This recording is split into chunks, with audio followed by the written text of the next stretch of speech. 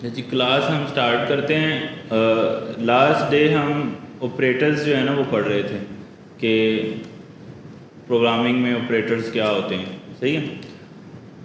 Idea क्या है, मतलब हम ये अचीव क्या करना चाह रहे हैं, डिफरेंट डिफरेंट चीज़ें जो बिल्कुल न्यू है ना इस चीज़ के अंदर। तो हम एक लैंग्वेज लर्न कर रहे हैं और एक लैंग्वेज को लर्न करने के लिए मुख्तलिफ टूल्स की ज़रूरत होती है। जैसे आपने इंग्लिश लर्न करनी है तो सबसे पहले आप ABCD समथिंग ऐसे लर्न करते हो, फिर उसकी बेस पे आप सेंटेंसेस लिखते हो, उसकी सेंटेंसेस से फिर मीनिंग्स बनते हैं। ऐसे ही है ना। तो अगर आपने कंप्यूटर को इंस्ट्रक्शंस देनी है तो उसके लिए हमें उसकी ज़ुबान को सीखना पड़ता है, और उसमें से एक ज़ुबान टाइपस्क्रिप्ट जो हम पढ़ रहे हैं, तो उस ज़ुबान को सीखने के लिए उसके टूल सीखने पड़ते हैं। जिस तरह इंग्लिश को सीखने के लिए ABC सीखना पड़ती है, उर्दू के लिए अलिफ बे समथिंग सीखना पड़ती है, और अगर सिंधी चले जाएं डिफरेंट लैंग्वेजेस तो उनके डिफरेंट डिफरेंट टूल्स हैं जिसको इंसान सीखता है तो फिर वो लैंग्वेज बोल सकता है, कम्युनिकेट कर सकता है। तो इसी तरह अगर हमने कंप्यूटर के साथ बातचीत करनी है तो उसकी ज़ुबान को सीखना पड़ेगा। तो उसकी ज़ुबान में जो टाइपस्क्रिप्ट ज़ुबान है वो हम सीख रहे हैं, और उसको सीखने के लिए उनके टूल्स को सीखना ज़रूरी है कि उसके अंदर कौन कौन सी ऐसी चीज़ें हैं जिसके थ्रू हम कम्युनिकेट कर सकते हैं, बातचीत कर सकते हैं। सही है। अभी हम स्टार्ट कर रहे हैं तो जैसे जैसे हम आगे जाएंगे तो बहुत सारे नए टूल सीखेंगे। तो ये कोई बहुत ज़्यादा टूल्स नहीं है, मतलब आप परेशान होंगे कि भाई इतने टूल्स आ गए हैं तो उसको रट्टा कैसे लगाएं, याद कैसे रखें। तो परेशान होने वाली बात नहीं, ये कोई इतने ज़्यादा अनलिमिटेड टूल्स नहीं है, कुछ लिमिटेड से टूल्स हैं। मैं ऐसे कह लूँगी आपको 50 या 100 टूल्स हैं मैक्सिमम जो मोस्टली यूज़ होते हैं। तो 50 टूल्स को बार बार प्रैक्टिस करके गो थ्रू किया जा सकता है, इतना कोई ज़्यादा मेजर टास्क नहीं है। सही है। तो उस 50 या 100 टूल्स के बाद हम इतने कॉन्फिडेंट हो जाते हैं कि हम, जैसे अगर हम इंग्लिश में अच्छी तरह सेंटेंसेस लर्न कर लें, उसकी बेसिक्स जो हैं वो लर्न कर लें अच्छी तरह, और उसके बाद फिर हम वो ज़ुबान बोल सकते हैं, कम्युनिकेट कर सकते हैं, सेंटेंसेस बना सकते हैं। इसी तरह जब अगर आप इस पर्टिकुलर लैंग्वेज के टूल सीख लोगे, उसके बाद इस टूल्स में इंस्ट्रक्शंस लिख सकते हो, यानी कि कम्युनिकेट कर सकते हो। सही है। तो वो इंस्ट्रक्शंस क्यों लिखनी है उस पर हमने काफ़ी बहस की थी कि वो ज़रूरी है। अगर हमने कंप्यूटर से कोई भी काम लेना है तो हमें उसके लिए इंस्ट्रक्शंस जो हैं वो लिखना पड़ते हैं। सही है। अब उस इंस्ट्रक्शंस के अंदर जो हमने टूल सीखे हैं, जो सबसे पावरफुल टूल सीखा है वो है वेरिएबल। वेरिएबल में क्या होता है कि आप अगर किसी भी तरह का मेमोरी में डाटा सेव करना चाहते हो तो हम वेरिएबल बना लेते हैं। फिर उस पर्टिकुलर डाटा की टाइप्स कौन कौन सी होती हैं, तो हमने डाटा टाइप सीखी कि डाटा की टाइप कौन कौन सी होती है। जैसे ऑडियो होती है, वीडियो होती है, और बहुत सारी टाइप्स होती हैं, स्ट्रिंग और बुलियन, इस तरह की टाइप सीखी। फिर हमने मेजर ऑपरेटर्स पढ़े, मतलब कि हम जो पर्टिकुलर डाटा सेव कर रहे हैं उस पर ऑपरेशंस परफॉर्म कर सकते हैं ऑपरेटर्स की मदद से। यानी कि अगर मेरे पास कोई दो डाटा हैं, यानी कि दो नंबर्स हैं, मैं उनको ऐड कर सकता हूँ, उसकी डिवीजन, मल्टीप्लिकेशन, इस तरह की चीज़ें उसके अंदर मैं परफॉर्म कर सकता हूँ। तो ये ऑपरेटर्स हमने पढ़े। अच्छा, ये ऑपरेटर्स क्यों चाहिए हमें? ये जब हम एक्चुअल में इंस्ट्रक्शंस दे रहे होंगे तो उसमें हमें ज़रूरत पड़ेगी। जैसे लाइक अगर मैं आपको बोलूँ कि इलेक्ट्रिकल यूनिट इतनी प्राइस वैल्यू है उसकी और यूज़र ने इतने कंज्यूम किए हैं, अब मुझे बताओ इतने इतने फलां टैक्सीज हैं, मुझे बताओ यूज़र का टोटल बिल कितना है। अब आपके पास डाटा है, वो डाटा तो आप रैम में सेव कर लोगे। अब उस डाटा पे करना कैसे, बिल कैसे कैलकुलेट होगा? तो बिल कैलकुलेट करने के लिए आपको ऑपरेटर्स का इस्तेमाल करना पड़ेगा। आपको उन टैक्सीज़ को, प्राइस वैल्यूज़ को और यूनिट को आपस में मल्टीप्लाई करना पड़ेगा, फिर जो आंसर आएगा उसमें टैक्सीज़ को प्लस करना पड़ेगा, फिर आपका एक एक्चुअल आंसर आएगा। सही है। फिर उससे बिल जो है वो कैलकुलेट हो सकता है। सही। तो वो कैसे पॉसिबल है? जब हम ऑपरेटर्स का इस्तेमाल करेंगे। तो इसका मतलब है कि ऑपरेटर काफ़ी लाजमी है। ऑपरेटर्स के अंदर वही बेसिक्स वाले ऑपरेटर्स हमने अंडरस्टैंड किए थे कि आप डिवीजन कर सकते, जो भी मैथमेटिकल ऑपरेटर्स हैं वो बेसिक्स ऑपरेटर्स हैं, वो हम सबको उसका आइडिया है। तो वो कैसे प्रोग्रामिंग में यूज़ होते हैं उसको हमने थोड़ा प्रैक्टिस भी कर लिया था। अच्छा, इन ऑपरेटर्स में जो ज़्यादा काम के ऑपरेटर्स थे वो हैं comparison operator and logical operators. सही है। जो नॉर्मल ऑपरेटर्स हैं, यानी कि अर्थमेटिक ऑपरेटर्स हैं, उसमें क्या होता है कि जब हम उसको किसी एक्सप्रेशंस में लिखते हैं तो उसका कोई रिजल्ट कैलकुलेट होता है नंबर्स में। मे बी आप कह लो 100, 20, 30, 40। सही है। अगर हम उस पर्टिकुलर एक्सप्रेशन के बाद, सॉरी मैं क्विकली क्लास कॉपी पेस्ट कर लेता हूँ ताकि थोड़ा हम कोड से भी अंडरस्टैंडिंग बनाते जाएं।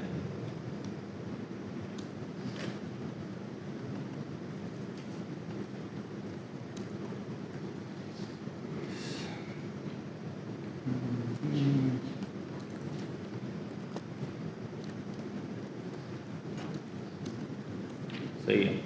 अच्छा जी, हमने क्या सीखा जी, हमारे पास जो अर्थमेटिकल ऑपरेटर्स होते हैं वो जब कैलकुलेट होते हैं, प्रोसेस होते हैं, तो उसके बाद एक रिज़ल्ट निकलता है। वो रिज़ल्ट एनी वैल्यू हो सकता है, सही है, अगर हम अर्थमेटिक ऑपरेटर यूज़ करें तो। फॉर एग्जांपल रिज़ल्ट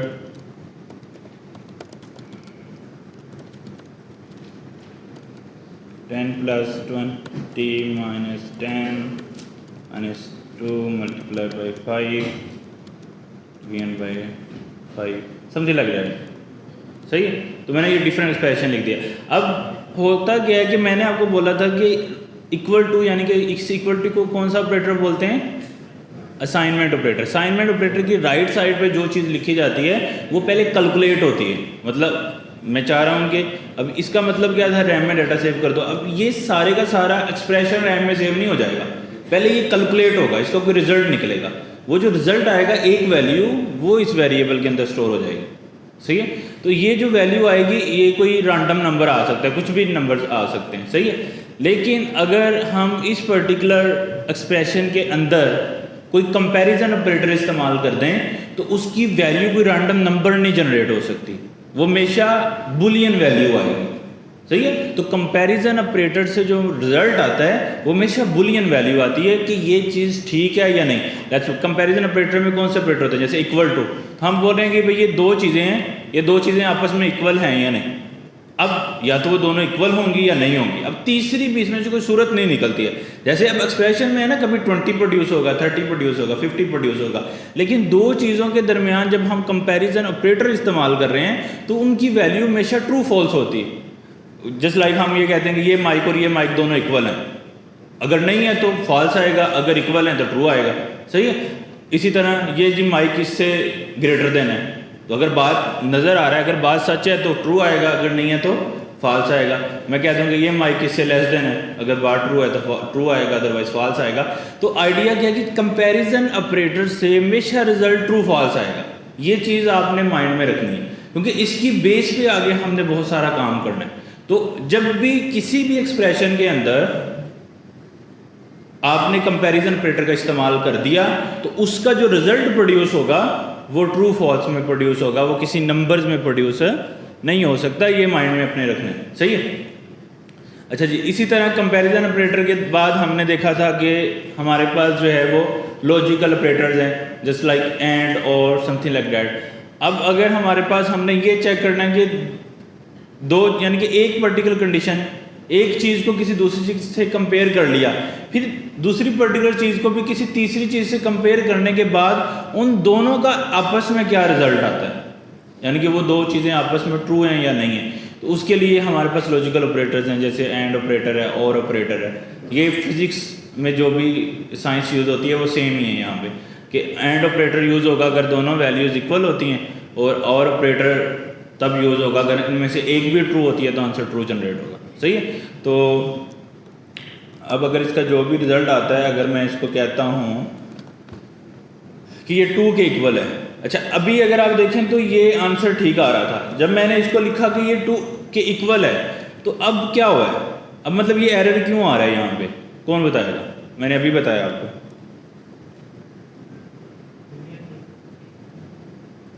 क्यों आ रहा है। एक्सप्रेशन में 1000 आपने अर्थमेटिक ऑपरेटर्स यूज़ किए, एक कंपैरिजन ऑपरेटर यूज़ कर दिया तो रिजल्ट क्या बन जाएगा, बुलियन बन जाएगा। क्यों? क्योंकि कंपैरिजन ऑपरेटर ने ये डिसीजन करना है ट्रू है या फॉल्स है। तो जब एक्सप्रेशन में ट्रू फॉल्स आ गया तो अब उसका आंसर भी ट्रू या फॉल्स के अंदर ही आएगा। तो अब ये कह रहा है कि भाई टाइप आपने नंबर रखी है, अब उसमें नंबर सेव नहीं होगा, क्योंकि इस पर्टिकुलर एक्सप्रेशन का रिजल्ट किस में आएगा, बुलियंस के अंदर आने वाला है। अच्छा, ये चीज़ उसको बगैर चलाए कैसे पता लग गई? वो ऐसे पता लग गई कि उसको पता है कि जब भी एक्सप्रेशन में अगर कंपैरिजन ऑपरेटर कोई भी आ रहा है तो इसका मतलब है कि रिजल्ट जो है वो बुलियन में आता है। उसको इसको रन करने की ज़रूरत नहीं है, उसको ऑलरेडी आइडिया है, क्योंकि एक्सप्रेशन में कंपैरिजन ऑपरेटर के रिजल्ट ट्रू फॉल्स ही आते हैं। यही बात मैं आपको बोल रहा हूँ ना कि आपको भी आइडिया होना चाहिए, किसी एक्सप्रेशन को लिखा है और नीचे आपको MCQs में रिजल्ट है 10, 20, 30 या ट्रू और फॉल्स, तो आप हमेशा ट्रू और फॉल्स को देखोगे, बाकी 20, 30, 40 को नहीं देखोगे, क्योंकि उससे रिजल्ट वो प्रोड्यूस नहीं हो सकता। सही। अच्छा, अब इसको हम करते हैं कमेंट। तो सेम वे में हमने लॉजिकल ऑपरेटर्स को देखा था कि अगर आपने दो चीज़ों के दरमियान कंपैरिजन कराना है तो फिर हम लॉजिकल ऑपरेटर्स का इस्तेमाल करते हैं। तो जस्ट लाइक वेरिएबल का नाम कुछ भी हो सकता है, उससे आप लोगों ने कंफ्यूज नहीं होना है। अच्छा, उसके बाद हमने जस्ट लाइक ये चेक करना है कि 5 जो है वो लेस देन है 10 के, एंड 5 जो है वो ग्रेटर देन है 2 से। तो स्टेटमेंट क्या है? ट्रू है। यानी कि हमने एक स्टेटमेंट बनाई, वो क्या है कि 5 लेस देन 10 है एंड 5 ग्रेटर देन 2 है। तो ये पर्टिकुलर स्टेटमेंट का एक रिजल्ट है और वो क्या है? ट्रू। यानी कि इसका रिजल्ट है ट्रू। यहाँ पे ट्रू लिखा जाएगा। मैंने बोला ना असाइनमेंट ऑपरेटर के बाद कैलकुलेशन होती है। तो कैलकुलेशन कैसे होती है? वो एक एक्सप्रेशन को पकड़ता है, उसको रिजॉल्व करता है। तो जब वो रिजॉल्व होगी तो आंसर ट्रू आएगा। जैसे मैथमेटिक्स में होता है ना कि ऊपर क्वेश्चन होता है, फिर हम जब हर स्टेप में सॉल्व करते हैं तो वो एक्सप्रेशन सॉल्व होती आंसर आता है ट्रू फॉल्स। तो इसी तरह राइट साइड पे जो भी लिखा है उसकी एक्सप्रेशन सॉल्व होती है। अब इसके स्टेप्स तो हमें नज़र नहीं आते हैं, लेकिन वो वंस टाइम ही उसको रिजॉल्व कर देता है सारी चीज़ें, लेकिन प्रोसेस वो वही फॉलो करता है जो मैथ में होता है कि 1 by 1 फिर डीमैच रूल भी अप्लाई करता है कि ऐसी उसको ब्रैकेट्स मिलती हैं। तो ये भी आंसर ट्रू है। तो जब दोनों का ट्रू है तो एंड ऑपरेटर का मीनिंग ये होता है true and true. Actual answer क्या आता है? ट्रू आता है। तो यहाँ पे हमारे पास क्या प्रोड्यूस हो जाएगा? ट्रू प्रोड्यूस हो जाएगा। सही है। और अगर एक भी आंसर यहाँ पे हम ऐसे कर दे ट्रू एंड फॉल्स, तो आंसर क्या आ जाएगा? फॉल्स। अब मैंने डायरेक्ट फॉल्स लिख दी है, उसकी जगह पे हम कोई गलत स्टेटमेंट भी लिख सकते हैं, जैसे हमने पहले लिखी थी। हम बोल दें जी 5 ग्रेटर देन है 15 के, तो अब गलत बात हो गई ना। तो इधर ट्रू प्रोड्यूस होगा, राइट साइड पे फॉल्स प्रोड्यूस होगा। क्योंकि एंड ऑपरेटर है तो ट्रू एंड फॉल्स, आंसर क्या आ जाएगा? फॉल्स। इसी तरह और अब स्टेटमेंट बदल गई है, अब मैंने और ऑपरेटर लगा दिया, तो एक तरफ ट्रू है एक तरफ फॉल्स है, तो ट्रू आंसर आ जाएगा। क्योंकि एक भी आंसर ट्रू है तो आंसर ट्रू कंसीडर होता है और ऑपरेटर्स के अंदर। सही। तो ये चीज़ें हमें बहुत सारी जगह पे काम आती हैं। जैसे मैंने आपको बोला कि अर्थमेटिक ऑपरेटर बिल कैलकुलेट करने में इस्तेमाल होते हैं, इसी तरह ये एंड और ऑपरेटर काफ़ी जगह पे इस्तेमाल होते हैं। जैसे अब लॉगिन सिस्टम है, थोड़ा सा माइंड में अगर आप चलाओ तो उसमें हम देते हैं अपना यूज़र नेम एंड पासवर्ड, लेकिन उससे पहले हम साइन अप करते हैं। बगैर साइन अप तो नहीं किसी वेबसाइट में लॉगिन करते, तो पहले हम साइन अप करते हैं, तो उस वक्त हम उसको ईमेल, यूज़र नेम और पासवर्ड वगैरह चीज़ें दे देते हैं। सही। अब जब मैं लॉगिन करने आता हूँ तो समझो कि मेरे पास डाटा पड़ा है, एक यूज़र है उसकी ईमेल पड़ी एंड पासवर्ड पड़ा है। सही है। तो अब यूज़र ने एक नया डाटा दिया ईमेल एंड पासवर्ड लॉगिन करते हुए, तो वो हम कंपेरिजन करते हैं इक्वल टू ऑपरेटर लगा के कि यूज़र ने जो ईमेल दी है और जो मेरे पास साइन अप के टाइम ईमेल आई थी वो दोनों इक्वल हैं या नहीं है। अगर वो यूज़र वाली ईमेल और जो साइन अप के टाइम उसने ईमेल दी थी इक्वल है तो आंसर क्या प्रोड्यूस होगा? ट्रू। और इसी तरह एंड, ईमेल भी चेक कर ली, एंड पासवर्ड जो उसने साइन अप के टाइम दिया था एंड पासवर्ड जो है वो लॉगिन के टाइम दे रहा है, वो दोनों आपस में इक्वल है या नहीं। अगर इक्वल हैं तो स्टेटमेंट ट्रू है। अब इनके दरमियान में एंड लगाएं या और? एंड लगाएं ना, अदरवाइज तो क्या होगा, तो कोई बंदा किसी का भी यूज़र लॉगिन कर लेगा, तो एंड ऑपरेटर लगाना पड़ेगा। फिर वो क्या करेगा? ईमेल को ईमेल से वेरीफाई कर लिया, पासवर्ड को पासवर्ड से, दोनों चीज़ें ट्रू हैं तो आंसर ट्रू है। और हम चेक करते हैं इफ़ आंसर ट्रू है तो यूज़र को लॉगिन करने दो। यानी कि जो लॉगिन की स्ट्रेटजी है वो इस बेस पे काम करती है। अब ये एंड ऑपरेटर की इतनी वैल्यू है कि आप हर ऐप में यूज़ करते हो ना लॉगिन सिस्टम, तो अगर ये एंड का ऑपरेटर हमें कोई प्रोग्रामिंग लैंग्वेज ना देती तो हम ये पर्टिकुलर सिनेरियो कैसे टैकल करते? तो इसलिए ये जो कंट्रोल हैं ये बहुत इंपॉर्टेंट है। एंड और लेस देन, ग्रेटर देन, हर चीज़ में ये इस्तेमाल होते हैं। बात समझ रहे हो? हर चीज़ में इस्तेमाल होंगे तो फिर ही चीज़ें जो हैं वो वर्क करती हैं।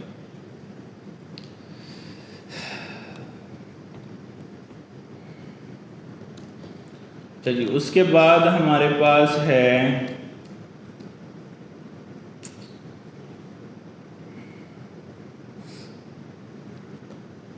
अच्छा, अब ये जो पर्टिकुलर हमने ऑपरेटर सीखे थे, इसकी बेस पे अब हम एक नया कंट्रोल सीखेंगे जिसको हमने इफ ब्लॉक बोला था। सबसे पहले हमें ब्लॉक अंडरस्टैंड करना पड़ेगा, सही है। अच्छा, अभी मैं जिस फाइल में काम कर रहा हूँ यहाँ पे मैंने कोई ब्लॉक नहीं बनाया, सही है। तो इसको हम नॉर्मली अगर आप बना लें तो वो हम उसको ग्लोबल ब्लॉक बोलेंगे, ये कि सबसे बड़ा ब्लॉक है, सही है। ये ब्लॉक मतलब एक डिब्बा जिसके अंदर कोड होता है। तो अभी मैंने कोई ब्लॉक नहीं बनाया था, तो ये टाइप सी खुद से एक ब्लॉक बना देता है जिसको हम ग्लोबल ब्लॉक बोलते हैं, कि बड़ा ब्लॉक, मेन फाइल का ब्लॉक, उसको ग्लोबल ब्लॉक बोलते हैं। और ब्लॉक बनाने का सिंटैक्स क्या है कि हम यहाँ पे कर्ली ब्रेसेस का इस्तेमाल करते हैं। कर्ली ब्रेसेस लगा दी तो ब्लॉक बन जाता है हमारे पास। अच्छा जी, ब्लॉक बन गया हमारे पास, कर्ली ब्रेसेस हमने उसके अंदर पुट कर दी। अब इस ब्लॉक के अंदर हम लगाते हैं कोड, सही है। अच्छा, ब्लॉक बनाना क्यों है? ब्लॉक इसलिए बनाना है कि हम ये चाहते हैं कि हम सारा कोड एक साथ ना लिखें, उस पर्टिकुलर कोड के हिस्से बना दें। कोई चीज़ पर्टिकुलर दूसरे ब्लॉक में रखें, कोई तीसरे ब्लॉक में रखें, जो एक जैसी चीज़ है उसको एक ब्लॉक में रखें, जो दूसरी चीज़ें हैं उसको दूसरे ब्लॉक में रखें। ऐसा हमें क्यों करना है? क्योंकि हमने उसके ऊपर कुछ ना कुछ उसकी मज़ीद प्रोसेसिंग करनी, सही है। जस्ट लाइक अगर आपके पास डिफरेंट आइटम्स पड़ी हैं आपके रूम में, तो आप उसको डिफरेंट जगहों पे प्लेस करते हो ना। उसकी रीज़न क्या है? जस्ट लाइक आप कबर्ड में भी अगर जाएं तो कहीं पे आप शूज़ रखते हो, कहीं पे आप जो है अपने कपड़े वगैरह रखते हो अरेंज करके, कहीं पर डिफरेंट आइटम्स आप रखते हो, सही है। वो आइटम आप ऐसे डिफरेंट क्यों रखते हो? उसकी रीज़न है कि उन चीज़ों पर सेपरेटली हमने कोई एक्शंस लेने हैं। किसी के अगर शूज़ हैं तो उनको सेपरेट रखेंगे तो डेफिनेटली उसकी साफ़ करने वाले को आइडिया होगा कि इस पर्टिकुलर पोर्शन में शूज़ हैं, उसको उन सब शूज़ को उसने साफ़ करना है, सही है। तो कहीं पे कुछ रखेंगे, कहीं पे कुछ रखेंगे, उससे हमें आइडियाज़ होते हैं। उन चीज़ों को फिर हम अप्लाई करते हैं, यूज़ करते हैं, इस्तेमाल करते हैं। इसी तरह कोड के अंदर हमें हर चीज़ को मल्टीपल ब्लॉक्स में रखना होता है। यानी कि लेट्स सपोज अगर हमें लॉगिन करना है तो लॉगिन का सारा कोड एक सेपरेट ब्लॉक डिब्बे में रखेंगे। हमें साइन अप करना है तो साइन अप का सारा कोड एक डिफरेंट ब्लॉक में रखेंगे, सही है। इसी तरह अगर हमने एक ही ब्लॉक में भी सारा कोड रखा जा सकता है, लेकिन मसला ये है कि जब हम एक ही जगह में सारी चीज़ रख देंगे तो उसके ऊपर जितने काम अप्लाई करेंगे, जितने ऑपरेशन अप्लाई करेंगे वो सब पे हो जाएंगे। तो हम ऐसा नहीं चाहते। बात समझ रहे हो कि हम सारे ऑपरेशन सब चीज़ों पे करना नहीं चाहते हैं ना। क्या ख्याल है? तो किसी चीज़ को किसी तरह करना है, किसी चीज़ को किसी तरह करना है। कभी हर काम हर चीज़ पे नहीं अप्लाई होता है ना। तो हर चीज़ के अपने अपने मल्टीपल सिनेरियोज हैं, उसको ही उसके ऊपर अप्लाई किया जाता है। तो इसलिए हमें अपने कोड को मल्टीपल बॉक्सेस में डिवाइड करना बहुत ज़रूरी है। और वो बॉक्सेस में डिवाइड करने वाला जो कंट्रोल है उसको हम कर्ली ब्रेस बोलते हैं। बात समझ आ गई कि हमें अपने कोड को मल्टीपल हिस्सों में डिवाइड करना है और उस डिवीजन को हम ब्लॉक बोलते हैं। जिस तरह हमारे पास डिब्बों से हम किसी चीज़ को डिवाइड कर दें, तो प्रोग्रामिंग में वो डिब्बे कैसे बनेंगे? जितनी कर्ली ब्रेसेस बनाएंगे उतने डिब्बे बन जाएंगे। अभी मैंने एक लगाई है, अब मैं एक और लगा देता हूँ, 2 डिब्बे बन गए। एक और लगा देता हूँ, 3 डिब्बे बन गए। अच्छा, अब मेरे पास ना एक बड़ा मज़े का कंट्रोल है कि एक डिब्बा मैंने बनाया ना, मेरे पास ये भी कंट्रोल है मैं उस डिब्बे में मज़ीद डिब्बे बना दूँ। यानी कि एक डिब्बा मैंने बनाया था, उसमें फिर मैंने 2 मज़ीद डिवीजन बना दी। तो इसका मतलब ये है कि मैं एक बड़ी चीज़ को मैंने छोटी चीज़ में डिवाइड किया, फिर उस डिब्बे को मज़ीद मैंने डिब्बोज में कन्वर्ट कर लिया। अगर आप कबर्ड में देखो तो क्या होता है कि हम पहले 3 हिस्सों में उसको डिवाइड कर लेते हैं, फिर एक पर्टिकुलर जो हिस्सा होता है उसको भी फिर हम मल्टीपल बॉक्सेस में डिवाइड करते हैं। क्यों? क्योंकि हम चाहते हैं कि ये एक पर्टिकुलर कैटेगरी इस काम के लिए है, लेकिन उस काम में भी अब छोटी डिफरेंट वेरिएशन है जिसको मैंने डिफरेंट हिस्सों में डिवाइड कर लिया, सही है। तो अब मैं यहाँ पे ये वाले डिब्बों वाली स्टोरी अगर क्लोज करूँ और मैं आपको बोलूँ कि मैंने अब लगाया है कंसोल प्रिंट समथिंग, ठीक है। तो यही कंट्रोल मैंने 2 टाइम प्रिंट कर दिया, 3 टाइम। अच्छा, सही है। ये आइडिया हमें ऑलरेडी था। मैंने कंसोल लगाया, जस्ट प्रिंटिंग करेगा। अभी ये किसी डिब्बे के अंदर नहीं है, ये एक डिब्बे के अंदर है जिसको हम क्या बोल रहे हैं? Global block. क्या बोल रहे हैं? ग्लोबल। यानी कि ये फाइल लेवल पे होता है, हम इस पे लगाते नहीं हैं ब्लॉक, ये ऑटोमेटिकली लैंग्वेज लगा देती है। यानी कि किसी एक डिब्बे उसने डिब्बा बना दिया। अब अगर मैं इस कंसोल को एक पर्टिकुलर ब्लॉक में डिवाइड करना चाहूँ तो मैं ऐसे कर दूंगा। अब मैंने ये वाला जो कंसोल है उसको एक और डिब्बे में डाल दिया, सही है। अब यहाँ पे चाहिए तो मुझे एक और ऐसा ब्रैकेट लगानी है, उसका भी एक डिब्बा बन गया, सही है। अब ये ये अपने डिब्बे में है, और ये जो डिब्बा है ये डेफिनेटली ग्लोबल, यानी कि जो सबसे बड़ा डिब्बा है उसमें हमने छोटे छोटे डिब्बे बनाए हैं ना, तो अब बड़े डिब्बे में 2 डिब्बे बन गए हैं, और एक कंसोल बड़े डिब्बे के अंदर डायरेक्टली सेव है, और 2 जो हैं वो अपने डिब्बों के अंदर, अपने बॉक्सेस के अंदर सेव है। सही हो गया? इतना आइडिया सबको क्लियर हो गया? सही। अब अगर मैं ये कहूँ कि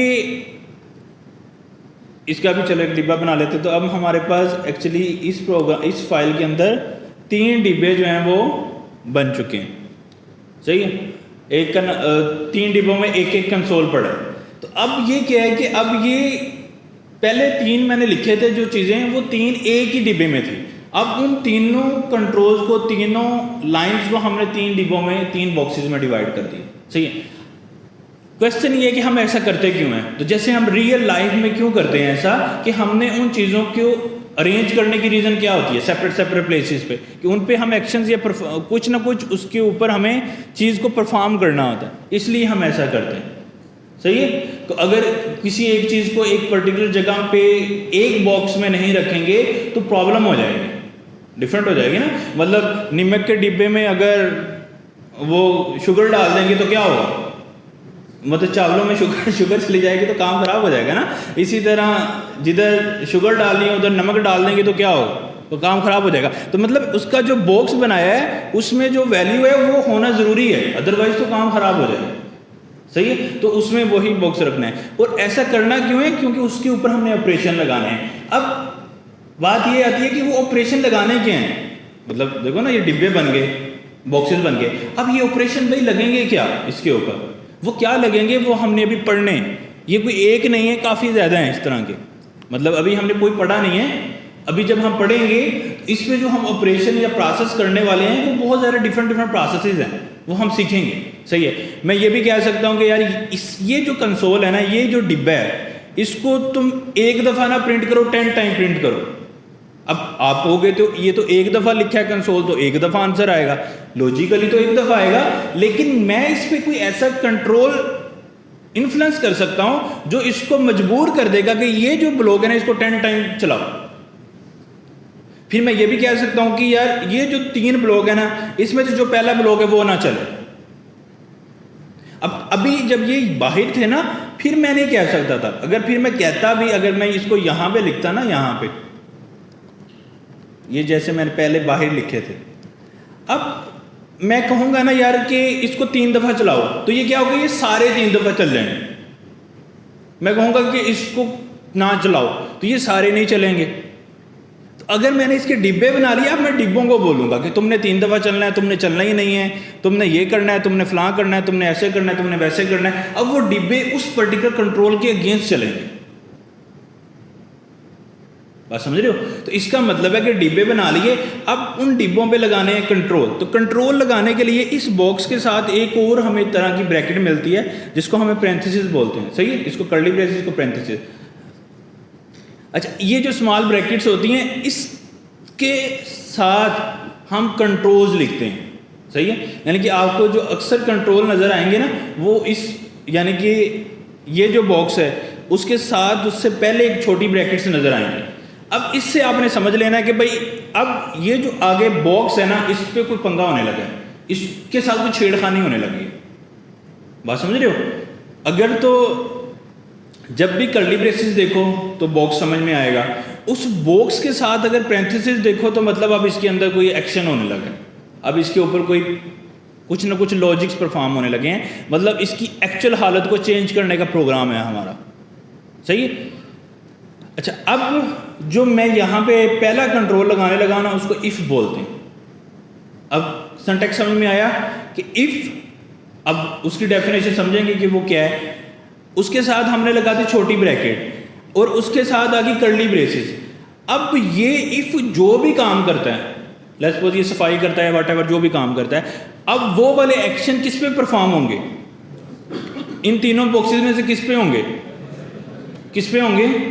आवाज़ नहीं आई। फर्स्ट वाले पे, बॉक्स नंबर 1 पे। क्यों होंगे? क्योंकि जो कर्ली ब्रेसेस के साथ मैंने स्मॉल ब्रैकेट्स लगाई हैं वो उस बॉक्स के साथ लगाई हैं जिसको हमने चेंज करना है। तो किसको चेंज करना था? फर्स्ट वाले को। इसलिए कर्ली ब्रेसेस मैंने यहाँ पे लगा दी। अब कर्ली ब्रेसेस के साथ हमने ये लगा दिया। अब अगर आप ये सोचो कि कर्ली ब्रेसेस डिब्बे ना होते तो क्या होता? डिब्बे ना होते तो ये इसने सबके ऊपर सेम एक्शन परफॉर्म कर देना था। फिर उसको अपनी लिमिट या अपनी हदूद समझ में नहीं आ रही है ना कि बस इतने चीज़ों पे ये वाला काम परफॉर्म करना है, सब पे नहीं करना। वो कैसे पता लगेगा? क्योंकि हमने उसको एक डिब्बे में लिमिट कर दिया। अब वो इस पे जो भी एक्शन परफॉर्म होगा वो इस डिब्बे से बाहर नहीं निकलेगा, डिब्बे के अंदर रहेगा। बात समझ रहे हो कि इस डिब्बे से बाहर नहीं निकलना, इसके अंदर रहना है इसने। अब यानी कि ये इस पे हम जो भी अप्लाई करेंगे वो लाइन नंबर 16 से शुरू होके, अगर मैं इसको थोड़ा और बड़ा भी करता हूँ 20 तक जाएगा या 21 तक जहाँ इसकी लाइन ख़त्म हो रही है, उसके बाद ये स्टॉप कर जाएगा। यानी कि उसके बाद वो चीज़ें अप्लाई नहीं होंगी। बात समझ रहे हो? तो ये चीज़ है। लेट्स सपोज मेरे पास 3 बॉक्सेस हैं और मैं किसी को कहता हूँ कि फलां चीज़ों को कलर कर दो, कलर रेड कर दो, और मैं उसको कहता हूँ कि बॉक्स नंबर 1 को कर दो। तो अब वो तीनों बॉक्सेस को कलर नहीं करेगा। किसको करेगा? कलर नंबर 1 को। अगर मैं उसको ये बॉक्सेस ना डिवाइन करके दूं और तीनों चीज़ों को इकट्ठा रख दूं और मैं कहूँ कलर रेड करो, वो क्या करेगा? वो सब पे ही कलर रेड कर देगा। तो इसलिए लिमिट्स डिफाइन करना जरूरी है कि किस चीज़ को, किस पे क्या काम परफॉर्म करना है। तो अगर कलर परफॉर्म करना है तो सिर्फ इस पर्टिकुलर बॉक्स पे करना है। बात समझ रहे हो? तो इसलिए हमने अपने कोड को डिफरेंट हिस्सों में डिवाइड कर लिया। अच्छा, अब एक जो एक्शन हमने इस पे परफॉर्म करना है वो है, अब इससे क्या समझ में आ रहा है स्मॉल ब्रैकेट से कि इसके ऊपर कोई एक्शन परफॉर्म होने लगा है, कोई एक्सप्रेशन इस पे हम डिफाइन करने लगे हैं। तो अब मैं कहता हूँ जी इफ ट्रू। अब इसका सिंटैक्स अंडरस्टैंड करते हैं। ये तो बॉक्स है, यानी कि इसका जो भी मतलब है, इसका जो भी रिजल्ट निकलेगा वो सिर्फ असरअंदाज होगा बॉक्स नंबर 1 पे। ये तो सबसे पहले क्लैरिटी होनी चाहिए कि ये बॉक्स नंबर 1 से ज़्यादा इसके पास कैपेबिलिटी नहीं है, इससे बाहर नहीं वो निकल सकता, इसके अंदर रहेगा।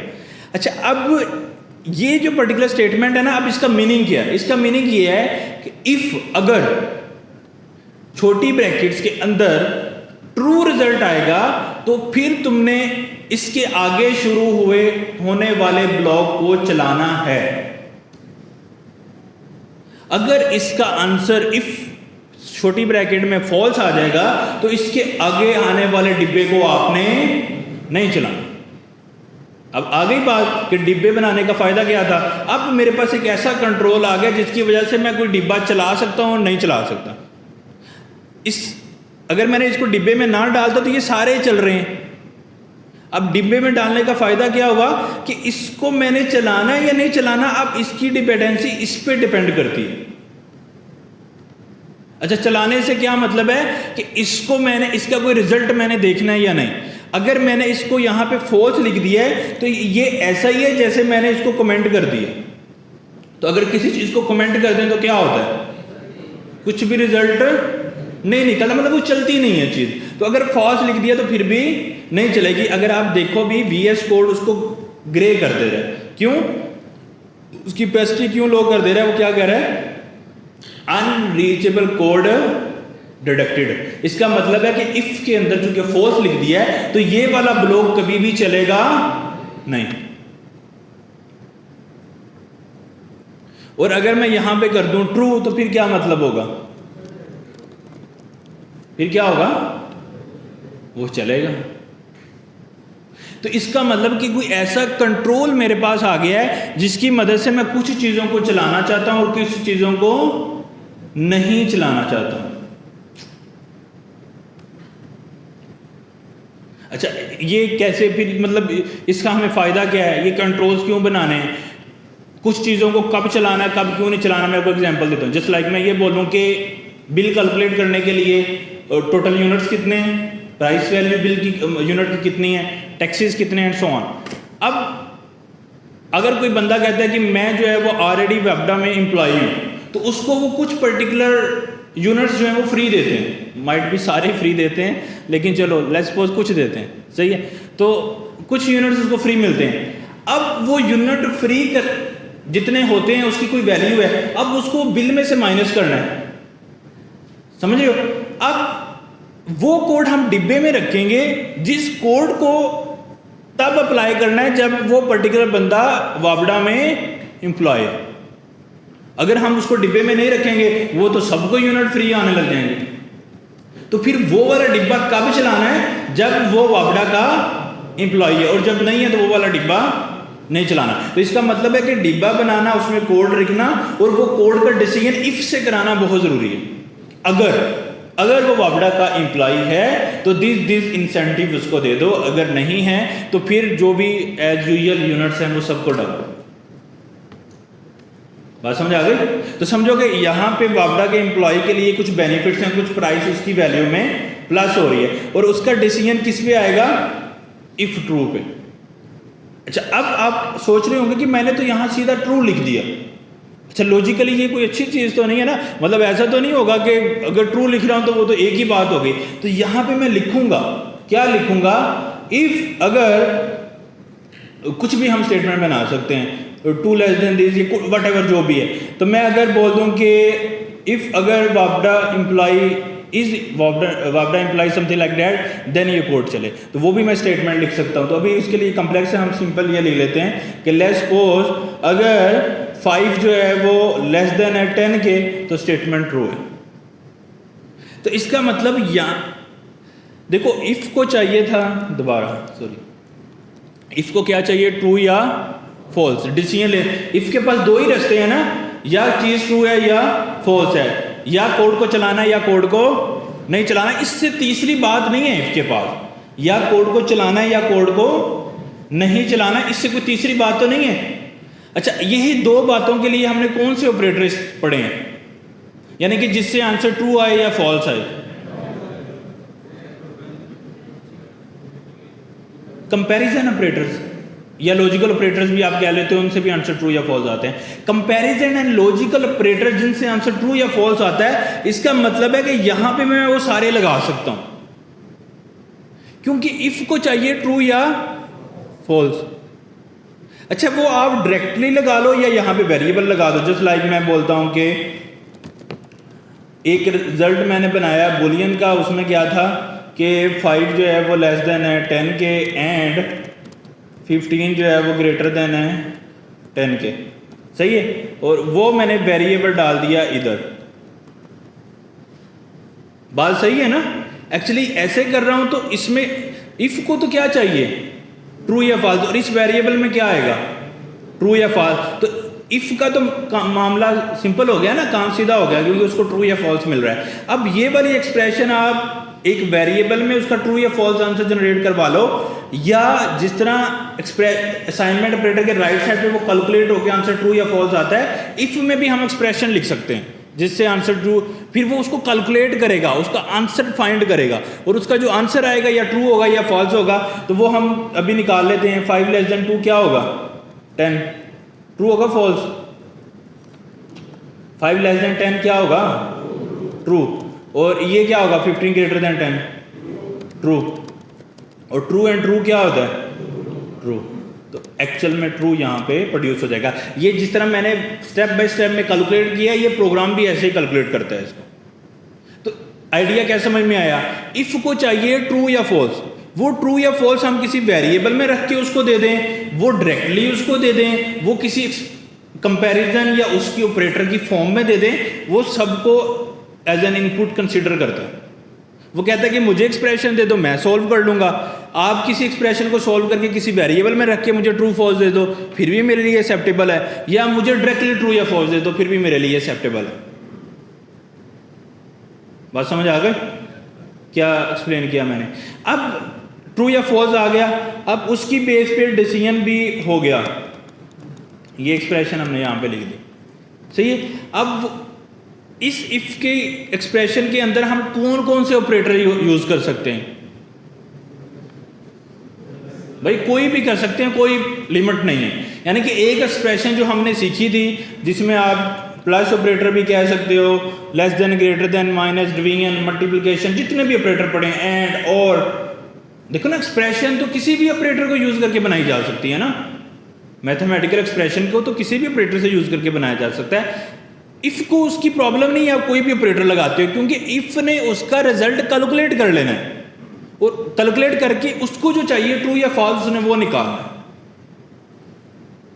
तो ट्रू या फॉल्स जनरेट करने के लिए पूरी एक्सप्रेशन में कोई ना कोई कंपैरिजन ऑपरेटर होना ज़रूरी है, तभी ट्रू या फॉल्स आंसर जनरेट होता है ना। जब ट्रू या फॉल्स आंसर जनरेट होगा तो फिर हमारी एक्चुअल वैल्यू बनेगी। सही हो गया? इतनी बात समझ आ गई सबको? सही है। अब इस एक्सप्रेशन का जो भी रिजल्ट निकलेगा, क्या निकलेगा एक्सप्रेशन का रिजल्ट?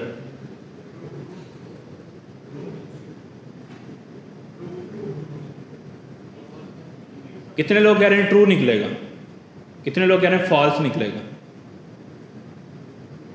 सही है। पहले सम हो जाएगा, 11 हो जाएगा, तो 11 15 से 15 11 से बड़ा है या नहीं? तो आंसर क्या होगा? ट्रू। और ट्रू एंड ट्रू क्या होगा? ट्रू।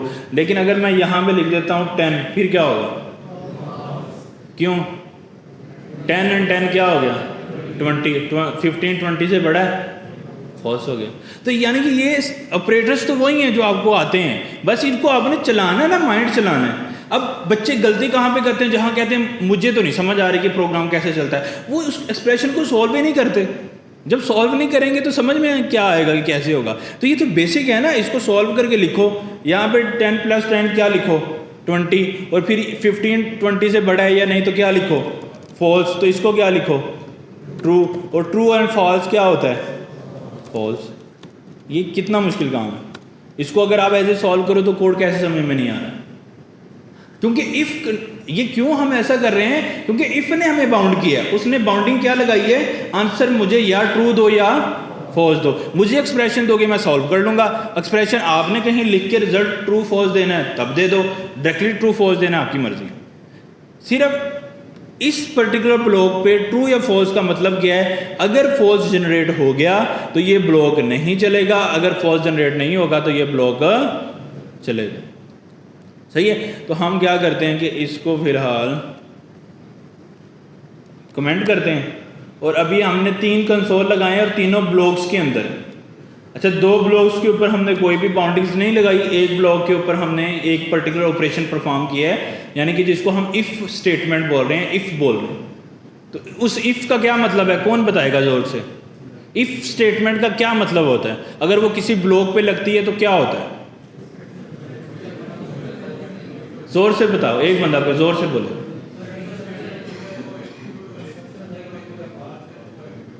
हाँ, अगर वो ट्रू है तो ब्लॉक चलेगा, अगर ट्रू नहीं है तो ब्लॉक नहीं चलेगा। सिंपल सी स्टोरी है, कोई कॉम्प्लेक्स स्टोरी नहीं है। अच्छा, सारी प्रोग्रामिंग इसी पे बेस करती है। ये जो सिंपल सी स्टोरी है यही बाद में जाके कॉम्प्लेक्स स्टोरी बन जाती है।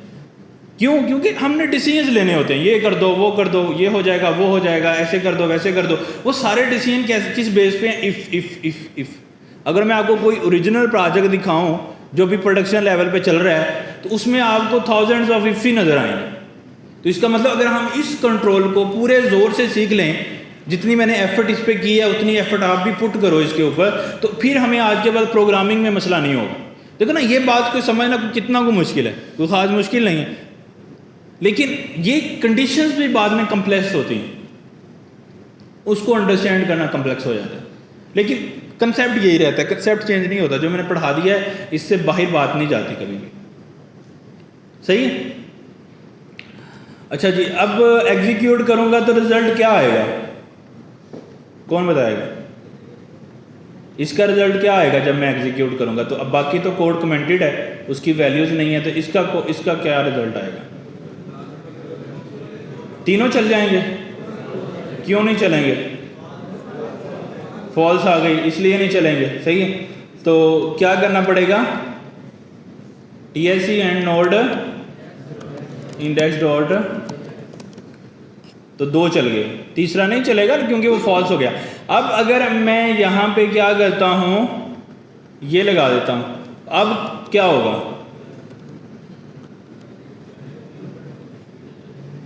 अब कितने कंसोल आएंगे, सोच लो, तीनों चल जाएंगे, एक ही आएगा, सही, एक ही तीन कैसे आएंगे, एक आएगा, एक आएगा, तीन कैसे आ सकते हैं,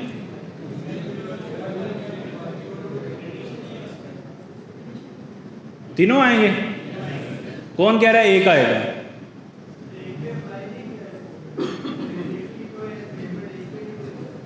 सही है, सही है। हाँ, तो जब कुछ अप्लाई, आपके आंसर में ही आंसर है, जब कुछ अप्लाई नहीं किया तो उसको तो कुछ रोक ही नहीं रहा ना। जब किसी डिब्बे को रोका ही नहीं कि तुमने चलना है नहीं चलना, कोई डिसीजन उस पर अप्लाई ही नहीं किया, वो तो चले गई ना फिर, तो उसको तो नहीं रोक रहा कोई भी। जब उसको रोकना कैसे है, जब उसके पर्टिकुलर ब्लॉक के सामने छोटी ब्रैकेट्स लगाऊंगा, फिर ही रुकेगा ना वो। रोकने वाली बुला तो इफ है ना, ऑटोमेटिकली तो नहीं रुक रहा, तो रोकता कौन है, इफ। तो इफ ही नहीं अगर लगाया तो रोकेगा कौन उसको, फिर तो कोई नहीं रोकेगा ना उसको, फिर वो चलेगा। तो आइडियली अगर वो कंडीशन ट्रू, तो हमें क्या करना पड़ेगा, TSC। तो अब क्या हुआ, तीनों चले गए। क्यों चले, ये कंडीशन है ट्रू थी। तो अगर मैं यहाँ पे करूँ 10 + 10, तो अब क्या होगा, TSC 2 चले गए। क्यों, तो इसका मतलब इफ अपना काम सही कर रहा है, वो गलत तो नहीं कर रहा, गलत कर रहा है या सही कर रहा है, सही कर रहा है। कैसे सही कर रहा है, आंसर ट्रू आ रहा है तो चल रहा है, अगर आंसर ट्रू नहीं आ रहा तो नहीं चल रहा, सिंपल सी स्टोरी है। सही है, समझ आ रही है फिर आप लोगों का मतलब।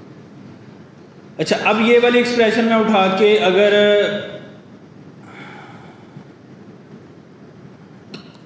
इधर लगा दूं तो अब क्या होगा, चल जाएगा, अब चलेगा या नहीं चलेगा, पक्की बात है, कोई डाउट,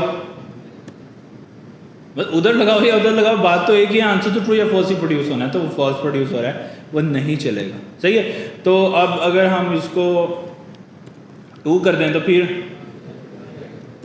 अब चल जाएगा, क्यों बोला, क्योंकि आंसर ट्रू जनरेट हो रहा है। तो कोई मुश्किल स्टोरी नहीं है ना, इफ़ में आंसर ट्रू है तो चलेगा, नहीं है तो नहीं चलेगा। तीसरी बात नहीं है कोई, 2 ही बातें हैं, उसी को ही हम सॉल्व कर रहे हैं, 2 ही स्टोरीज हैं, वही चल रही हैं, ट्रू या फॉल्स, ट्रू या फॉल्स, इससे बाहर नहीं जा रहे हैं।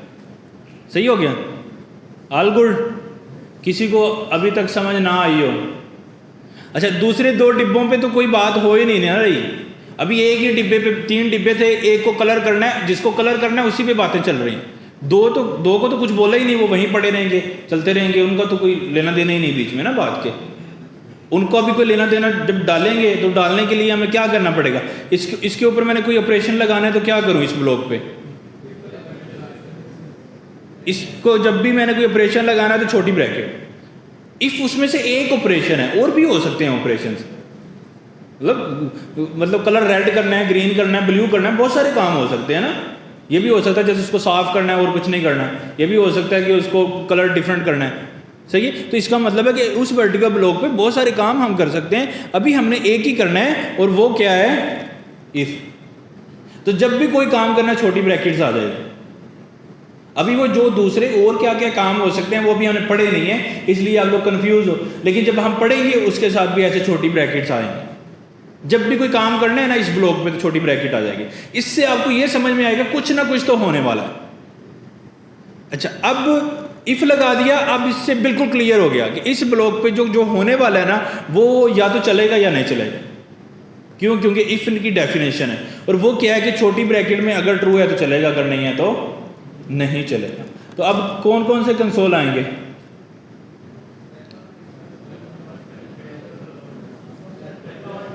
पहला और तीसरा आ जाएगा, दूसरा क्यों नहीं आएगा, क्योंकि वो फॉल्स कर दिया।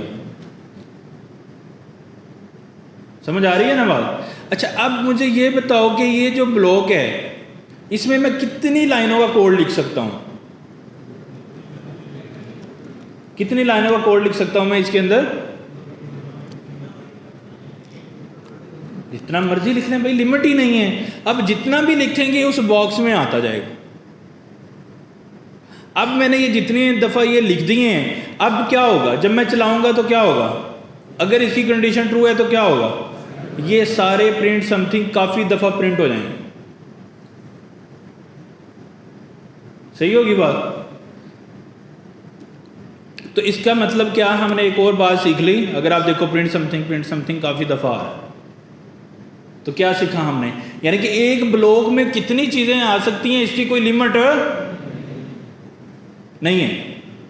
अच्छा, रियल लाइफ में है, यानी कि जितना बॉक्स होगा उतनी आएंगी चीज़ें, लेकिन प्रोग्रामिंग में कोई लिमिट नहीं है। जितनी मर्जी चीज़ें डालें उसमें, जितना मर्जी बड़ा ब्लॉक बना दें उसमें, unlimited millions of lines of code भी एक ही ब्लॉक में आ सकता है। अच्छा, एक ब्लॉक में अंदर मजीद ब्लॉक आ सकते हैं, वो मैंने आपको पढ़ाया था। क्योंकि बड़ा ब्लॉक है उसमें हम छोटे छोटे मजीद ब्लॉक बना सकते हैं। अच्छा, उसमें जितनी लाइनें हैं सबके ब्लॉक होना ज़रूरी है, या कोई बगैर ब्लॉक के भी उस ब्लॉक में हो सकता है? कोई पेरेंट ब्लॉक में हो सकता है ना। यानी कि लेट्स सपोज मेरे पास बड़ा कोई बॉक्स है, उसमें मैंने 2 छोटे बॉक्स बना लिए, उन 2 छोटे बॉक्स में भी चीज़ें डाल सकता हूँ, और जो बड़े बॉक्स में स्पेस बची है उसमें भी चीज़ें डाल सकता हूँ ना।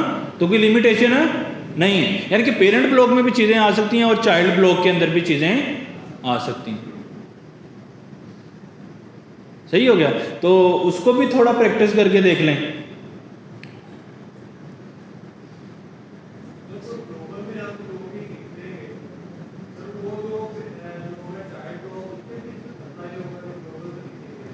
सी बात है, अगर आपने ग्लोबल में लिख दिया तो वो सारे क्लाउड पे अप्लाई हो गया ना।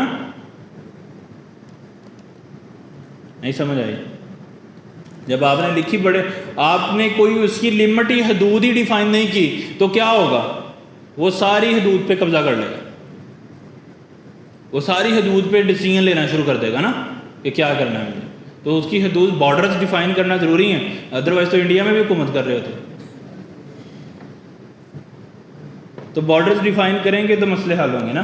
तो क्या होंगे कि बॉर्डर डिफाइन कैसे करना है, प्रोग्रामिंग की दुनिया में कर्ली ब्रेसेस लगानी। सही है? बड़ा बॉर्डर कर सकते हैं, हिम्मत पैदा करने की ज़रूरत है। अच्छा, बड़ा बॉर्डर कैसे करना है? लाइंस ऑफ कोड इंक्रीज कर देनी है बीच में। अच्छा, अब हमने ये सीखना है, मैं लगाता हूँ यहाँ पे बॉक्स से फिर आपको वही समझ आएगा भाई एक्सप्रेशन, मतलब इस पर कोई ऑपरेशन हो सकते हैं। मैंने यहाँ पे लगा दिया जी पेरेंट, तो उस पर मैंने यहाँ पे इफ़ कंडीशन लगा दी, ठीक है, और उसमें मैंने लगा दिया 2 लेस देन जो है ना वो 5 है। अब मैंने क्या किया, एक और इफ़ लगा दी, यानी एक और डिब्बा बनाया। डिब्बा बनाने का वही स्टाइल है, यानी कि एक डिब्बे में मज़ीद डिब्बे बना सकते हैं ना। तो वो कैसे बनाऊँ? Curly braces. अब इस एक डिब्बे के अंदर जो मैंने डिब्बा बनाया है उसके ऊपर भी मैं कोई एक्सप्रेशन लगा सकता हूँ ना। डिब्बा क्यों बनाया भाई? डिब्बा बनाने की रीज़न ये है कि उसके ऊपर कोई ऑपरेशन लगाना है। तो वो जो ऑपरेशन उसके ऊपर लगाना है, जो फंक्शनैलिटी उस पर लगानी है, उसके लिए फिर पैरेंथेसिस लगाएंगे, छोटी ब्रैकेट्स लगाएंगे। वो लगाने के लिए फिर मैं कह सकता हूँ कि सीज जो है वो लेस देन है 1 से, और उसके ऊपर मैं फिर इफ लगा सकता हूँ। सही है? तो उसके अंदर मैं लगा सकता हूँ चाइल्ड। अब ये जो मैंने डिब्बा बनाया, क्या इसके अंदर भी एक और डिब्बा बना सकता हूँ? बना सकता हूँ, कोई लिमिट ही नहीं है। तो उसके लिए फिर मैं एक कंसोल लगा देता हूँ, उसको कह देता हूँ नेस्टेड चाइल्ड, और इसको हम क्या बोल, नेस्टेड मतलब एक चीज़ के अंदर आने वाली चीज़ को हम नेस्टेड बोलते हैं। तो इसके ऊपर भी मैं जो एक्सप्रेशन लगाऊंगा वो भी इफ़ ही होगी। मतलब ये अभी तो हमने एक ही कंट्रोल सीखा है ना, तो इसलिए हम इफ़ लगाते जा रहे हैं। बाद में हम और भी कंट्रोल सीखेंगे, उस पर फिर हम ये छोटी ब्रैकेट्स के साथ उनके नाम चेंज करेंगे। फॉर एग्जांपल अभी हम पढ़ नहीं रहे, मैं यहाँ पे फॉर लिख दूंगा। फॉर एग्जांपल मैं यहाँ पे वाइल लिख दूंगा।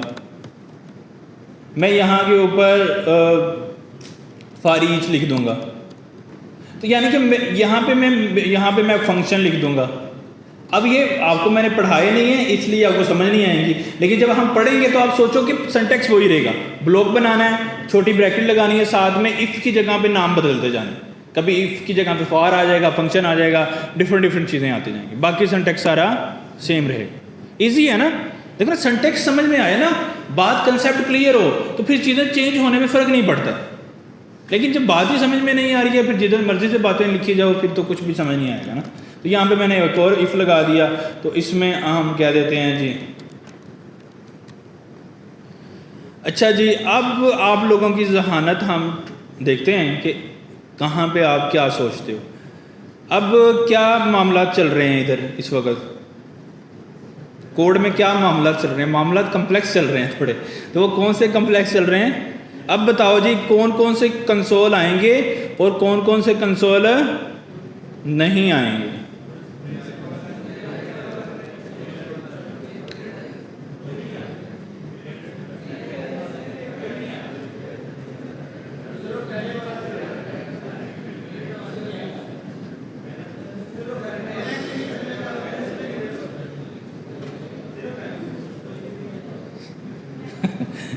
मतलब अभी आप कह रहे थे मामला बड़े सादे सादे हैं, अभी हालात बदल के मतलब सारी चीज़ें बदल रही हैं ना ऐसा ऐसा। तो आइडिया क्या कि देखो कंसेप्ट वहीं पे है, कंसेप्ट नहीं बदला, आप लोगों ने सोचना छोड़ा।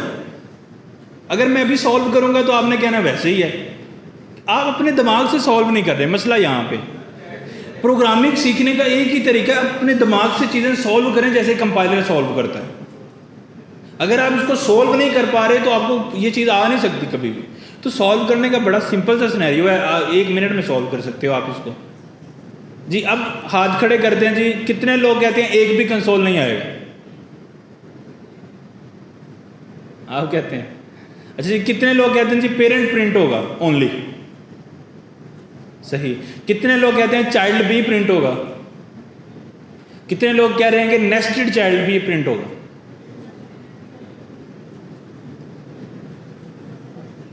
एक जो कुछ भी नहीं कह रहे वो कौन है? अब समझ जाओ इससे पहले कि मामला खराब हो। तो सब ने बोलना है, सही है।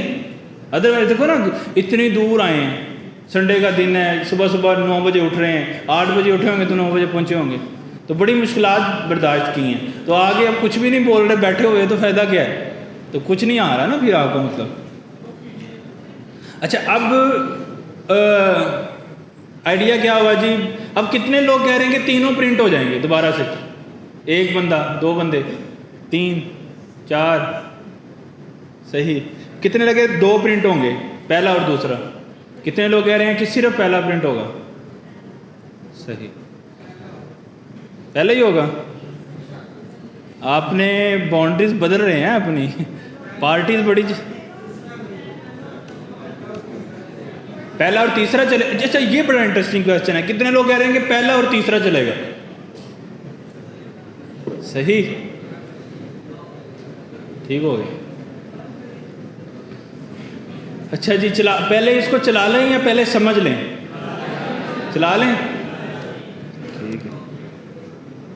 हज़ारों ख्वाहिशें ऐसी हर ख्वाहिश पे दम निकले। तो अभी हम चला लेते हैं, क्योंकि आपकी ख्वाहिश है, नहीं तो ना भी चलाती तो गुजारा हो जाना था, कोई ज़्यादा प्रॉब्लम है नहीं थी। ठीक है, तो चला लेते हैं जी। चलाने के क्या लिए लिखें? TSC और फिर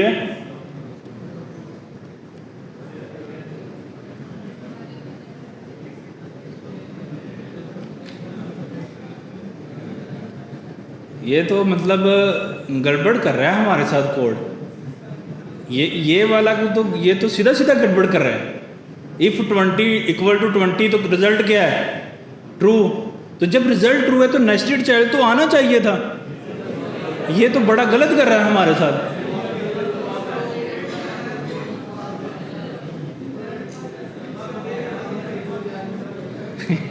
मतलब ये तो हमारा, अच्छा जी, प्रॉब्लम बड़ी सिंपल है। वो ये है कि भाई जब पेरेंट नहीं चलेगा, इस नेस्टेड चाइल्ड का पेरेंट कौन है? चाइल्ड। तो जब चाइल्ड ही नहीं चलेगा, जब वो ना पेरेंट ही नहीं कोई है, तो फिर चाइल्ड कहाँ से होंगे?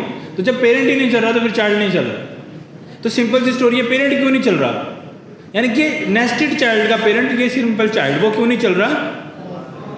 यहाँ पे क्या आ रहा है, फॉल्स। तो ये जब फॉल्स आ गया तो अगर आप देखो इसने सारे कोड को कमेंट कर दिए, क्योंकि जब इसमें आ गया अब उसमें चाहे 1000 नेस्टेड इफ लगे हैं वो चलेंगे नहीं, क्योंकि वो पर्टिकुलर कंडीशन क्या हो गई है, फॉल्स हो गई।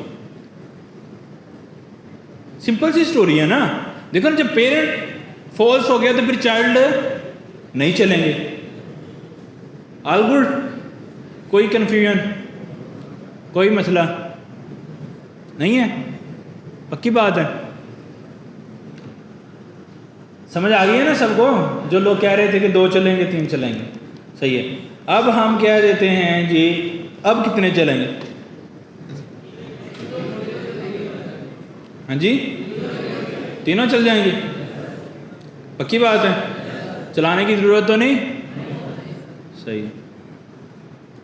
अब कितने चलेंगे, कितने चलेंगे? कौन कौन सा? Parent and child, nested child नहीं चलेगा, नहीं, सही है। अच्छा, अब इसका एक नाम भी है, ये जो हमने लिखा है ना, इसको हम एक चीज़ बोलते हैं, वो क्या है कि एक इफ़ ब्लॉक के अंदर जब कोई दूसरी इफ़ ब्लॉक आ जाती है तो हम उसको नेस्टेड इफ़ बोलते हैं। क्या बोलते हैं? नेस्टेड इफ़, सही है। यानी कि एक टर्मिनोलॉजी हमने याद कर ली, यानी कि एक इफ़ के अंदर दूसरी इफ़ आ जाए तो उसको क्या बोलते हैं? Nested if. कोई वर्ड बोल सकते हैं ना, नेस्टेड, नेस्टेड मतलब अंदर आने वाली चीज़।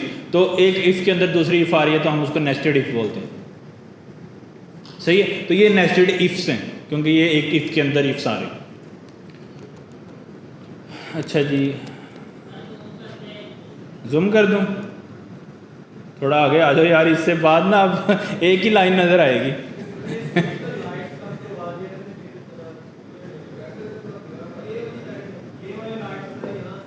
एक मिनट में इसकी शायद अब कोई फ़र्क,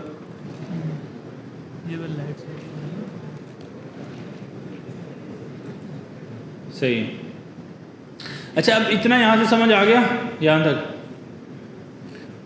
यार इतना बड़ा लिखा हुआ है तो नज़र आ जाना चाहिए। अच्छा, अब नेक्स्ट हम चलते हैं, थोड़ा और प्ले कर लें, थोड़ा सा छोटा करना पड़ेगा यार, उसके अलावा गुजारा नहीं, नज़र मुझे भी नहीं आ रहा था। अच्छा जी, इसको मैं इधर ही कमेंट कर देता हूँ, नेस्टेड इफ आ गई। अब एक छोटा सा कंसेप्ट हमने और सीखना है, मतलब ज़्यादा जोर नहीं डालना जहन पे, फिर हमने इसकी प्रैक्टिस करनी। वो कंसेप्ट क्या सीखना है? वो कंसेप्ट ये सीखना है कि अगर मैं आपको बोलता हूँ कि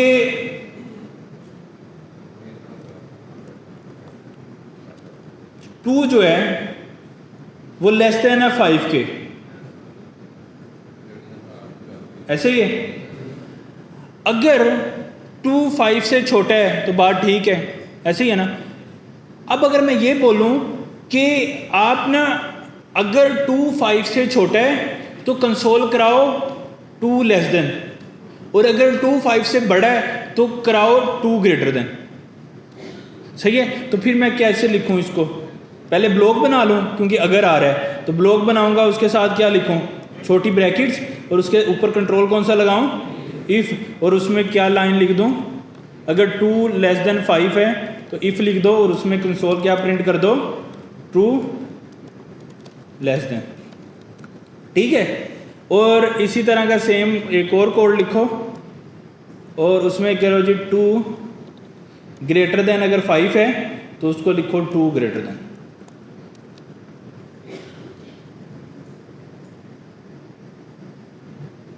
सही है? नहीं सही? सही तो है, गलत क्या है इसमें? सही है। अच्छा, अब कौन सा कंसोल चलेगा? पहले वाला, सही है। अच्छा, आइडिया क्या आप यहाँ पे समझ रहे हो? अगर मैंने देखो तो मैंने ये इंश्योर करना था कि 2 अगर 5 से ग्रेटर देन है तो एक कंसोल चले, अगर नहीं है तो दूसरा चले, सही है। अब प्रॉब्लम क्या है यहाँ पे? जब पहली कंडीशन में आपको पता लग गया है एक चीज का कि 2 जो है वो लेस देन 5 नहीं है, यानी कि 2 लेस देन 5 है, सॉरी, तो क्या 2 ग्रेटर देन 5 हो सकता है? नहीं हो सकता ना। जब एक पर्टिकुलर कंडीशन का मुझे पता लग गया तो क्या मुझे दूसरी कंडीशन उसी चीज की चेक करने की जरूरत है? एक्चुअली अभी मैं क्या कर रहा हूं कि मैं 2 कंडीशंस चेक कर रहा हूं। अब ये सोचो ना कि अगर मुझे ये पता लग गया कि इस चीज का कलर रेड है, तो क्या मुझे उसके अगेंस्ट वाली स्टेटमेंट चेक करने की जरूरत है? नहीं, क्योंकि जब एक स्टेटमेंट ट्रू है तो उसकी दूसरी स्टेटमेंट भी उसके अगेंस्ट ही होगी ना। मतलब एक चीज अगर ट्रू है तो उसका अल्टरनेटिव क्या है? फॉल्स। तो क्या अल्टरनेटिव फॉल्स को मुझे चेक करने की जरूरत है? नहीं। अब देखो ना, अगर मुझे ये पता लग गया 2 लेस देन 5 है, ट्रू है आंसर, क्या मुझे ये चेक करने की जरूरत है कि 2 5 से बड़ा है या नहीं? नहीं। क्यों? क्योंकि मुझे ऑलरेडी पता लग गया कि 2 लेस देन 5 है। अगर वो चीज लेस देन 5 है वो कभी भी ग्रेटर देन 5 नहीं हो सकती है। तो इसलिए उस केस में मुझे एक और दोबारा से कंडीशन चेक करने की जरूरत नहीं है। मैं सिंपली क्या लिख दूंगा यहां पे? एल्स मतलब क्या? अगर ये कंडीशन ट्रू है तो ये वाला ब्लॉक चलाओ, और उसके साथ अगर कंडीशन ट्रू नहीं है तो नीचे वाला ब्लॉक चलाओ। देखो ना, अगर 2 लेस देन 5 है और अगर उसकी बात सच है तो ये वाला ब्लॉक चलेगा, अगर उसकी बात सच नहीं है तो ये वाला ब्लॉक चलेगा। यानी कि पहले हम क्या कर रहे थे, मैं रिपीट करता हूं, थोड़ा सा कंफ्यूजिंग है कि पहले हम चेक कर रहे थे अगर इफ है तो इफ वाला ब्लॉक चला रहे थे। अब मैं ये कह रहा हूं कि अगर आंसर ट्रू आएगा इफ का तो ये चलेगा। मैं ये चाह रहा हूं कि अगर इफ का आंसर फॉल्स आता है तो फिर भी कोई कोड चलना चाहिए। बात समझ आ रही है? यानी कि अगर इफ का आंसर ट्रू आ रहा था, इसको 1 मिनट के लिए खत्म कर देते हैं, हम आंसर ट्रू आ रहा है, ब्लॉक चलेगा ना। मैं ये चाह रहा हूं कि अगर इस इफ का आंसर फॉल्स आए ना तो उसके अगेंस्ट कोई दूसरा ब्लॉक चलना चाहिए। तो उसके लिए मुझे क्या लिखना है? एल्स, एक और ब्लॉक। तो इसका मतलब क्या होगा कि अगर ये इफ वाली स्टेटमेंट ट्रू होगी तो ये वाला ब्लॉक चलेगा, अगर ये नहीं होगी तो कौन सा ब्लॉक चलेगा? नीचे वाला। बात समझ आ गई आपको? तो यहां पे हमने क्या करना है, तो अब कौन सा ब्लॉक चलेगा? हैं? एल्स के साथ कुछ नहीं लगाना, वो उसकी रीजन ही तो मैं आपको समझा रहा था। देखो यहां पे मैं ऐसे लगा सकता हूं 2 ग्रेटर देन 5, लेकिन आप लॉजिकली सोचो क्या मुझे ऐसा चेक करने की जरूरत है? एक स्टेटमेंट को मैंने ऊपर चेक कर लिया है कि 2 लेस देन 5 है, तो क्या 2 ग्रेटर देन 5 हो सकता है? नहीं। यानी कि अगर एक चीज ट्रू है उसका ऑपोजिट फॉल्स ही होगा, इसमें मुझे कोई कंफ्यूजन नहीं है। उसको मुझे सेपरेटली चेक करने की जरूरत नहीं है। ये समझ, अभी तक आप लोगों को सही कंसेप्ट समझ नहीं आ रहा है इसलिए आप कंफ्यूज हो। कंसेप्ट ये है कि जब मैंने ये चीज इंश्योर कर ली, इसको इक्वल टू कर 2 ग्रेटर देन 2 है, डबल इक्वल टू 2 है। जब मैंने ये चेक कर लिया, मैं ये चाहता हूं कि अगर 2 के इक्वल है तो ये वाला ब्लॉक चले, अगर नहीं है तो ये वाला ब्लॉक चले। ये मेरी ख्वाहिश है, सही है। अब अगर मैंने ये चीज चेक कर ली है कि 2 ग्रेटर देन 2 है, तो क्या मुझे ये चीज चेक करने की जरूरत है 2 नॉट इक्वल टू 2? क्यों? क्योंकि अगर ये इक्वल नहीं है ये वाली स्टेटमेंट, तो उसका मतलब क्या है, उसका ऑपोजिट क्या है कि वो स्टेटमेंट आपस में इक्वल नहीं है। तो मुझे ये वाली दोबारा से चेक करने की जरूरत नहीं है कि वो कंडीशन उसके इक्वल है या नहीं। बात समझ रहे हो? दोबारा से एक्सप्लेन कर लेते हैं। यहाँ पे हम 2 नंबर्स बना लेते हैं। नंबर 1, उसमें नंबर रख लेता हूँ, उसकी वैल्यू रख लेता हूँ 10। एक और नंबर बना लेता हूँ, उसकी वैल्यू रख लेता हूँ। अब आपको और थोड़ा क्लियर हो सकता है। मैं ये चाहता हूँ कि नंबर 1 जो है वो नंबर 2 के अगर इक्वल हो तो ये वाला ब्लॉक चलाओ, अगर ये इक्वल नहीं है तो ये वाला ब्लॉक चलाओ। अब जब मैंने ये चेक कर लिया है और ये लेस पोज ये ना कहीं दूर पड़े जो हमें नजर नहीं आ रहे ऐसे, अब number 1 double equal to number 2, तो मतलब क्या है कि नंबर 1 नंबर 2, अभी हमें नंबर्स का नहीं पता क्या है। अब मुझे ये पता लग गया कि नंबर 1 नंबर 2 के इक्वल है, तो आंसर क्या आएगा? ट्रू। जब ट्रू आएगा तो ये ब्लॉक चलेगा। अगर वो नंबर दोनों आपस में इक्वल नहीं थे तो इसका मतलब ये ब्लॉक नहीं चला था। और जब वो ब्लॉक नहीं चला, क्या मुझे अगले ब्लॉक में ये चेक करने की जरूरत है कि वो नंबर इक्वल नहीं है? नहीं है ना। उसकी रीजन क्या है? क्योंकि मैंने इससे ऊपर ये चीज इंश्योर कर ली है। अगर वो दो नंबर आपस में इक्वल नहीं है तो मतलब इक्वल हैं तो ऊपर वाला ब्लॉक चल जाएगा। अगर वो इक्वल नहीं थे तो वो नीचे आया ना, वो ब्लॉक उसने नहीं चलाया। बात समझ रहे हो? तो अगर ये दो नंबर मैंने कंपैरिजन करके देख लिए हैं कि ये इक्वल हैं, तो इससे ओपोजिट बात तो नहीं है वाली हो सकती है, उसको मुझे सेपरेटली चेक करने की जरूरत नहीं है। इसलिए मैं ये कह दूंगा, मैं ये कह दूंगा कि 2 numbers are equal, 2 numbers are not equal. सही है बात समझ? अब ये नंबर इक्वल थे तो ये मैंने चेक किया कि ये इक्वल थे, लेकिन ये चीज चेक नहीं की कि ये नंबर इक्वल नहीं है। उसकी रीजन क्या है? उसकी रीजन ये है कि मैं ये चेक करना ही नहीं चाहता, क्योंकि मुझे पहले से पता है कि वो नंबर इक्वल है। अगर आप सेपरेटली करना चाहते हो तो फिर क्या होगा, आप यहां पे एक और इफ लगा दोगे और उसमें ये चीज लगा दो।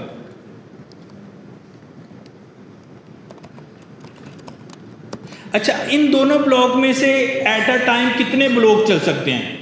कौन बताए?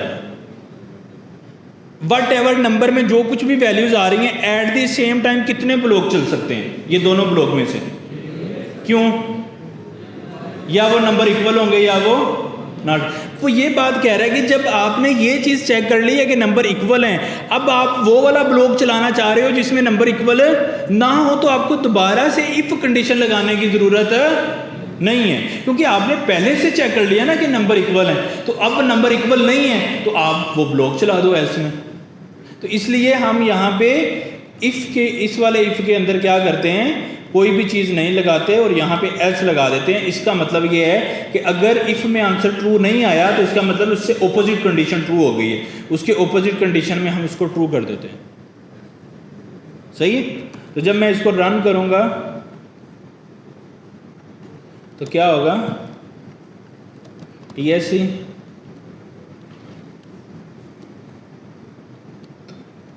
Node index node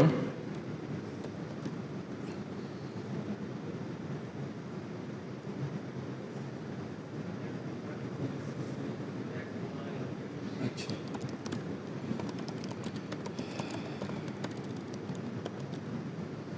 2 numbers are not equal. तो वो बात सही कर रहा है। अब ये वाली स्टेटमेंट नहीं चली, अब इसका मतलब नंबर इक्वल्स नहीं थे। तो जब इक्वल नंबर नहीं है तो इधर क्या प्रोड्यूस हुआ? फॉल्स। जब यहाँ पे फॉल्स प्रोड्यूस हुआ, क्या ये वाला कंसोल चलेगा? नहीं। अब ये चीज़ मैं कह रहा हूँ कि आपको जब आपको पता लग गया ये दो नंबर आपस में इक्वल नहीं है, तो क्या इसको चेक करने की ज़रूरत है? क्योंकि अगर इक्वल होते तो ऊपर वाला ब्लॉक चल जाता ना। ऐसे ही है ना, अगर वो इक्वल होते तो ऊपर वाला ब्लॉक चल जाता ना।